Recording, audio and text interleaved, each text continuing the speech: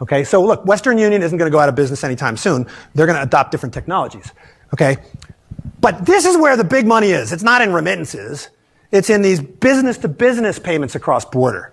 And that's why we have these kinds of companies like Ripple and Stellar. This is all about, right, business-to-business, back-end, big volume transactions, which are currently, very expensive.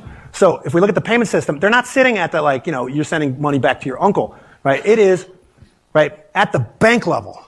So the banks are making transactions with other banks. Now, nothing's changed here. You're still doing something like correspondent banking, except now, because the data needs to move around more quickly than the money moves around, right? We can settle these things more quickly.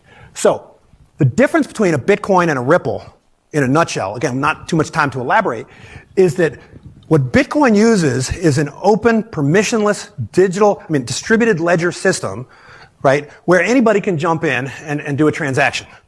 Right, that's kind of the beauty of it. I can go buy Bitcoin, you can go buy Bitcoin. We don't need to ask anybody's permission, and there's no middleman that can, accept or deny, approve or reject. It's distributed, the consensus around validating these transactions.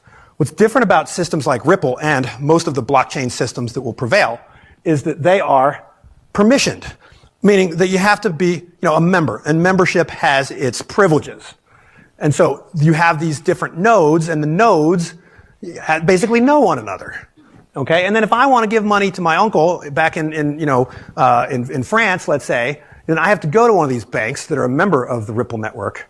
And then my uncle will go to one of these banks that's a member of the Ripple network. And then those banks will do their transacting through this distributed ledger.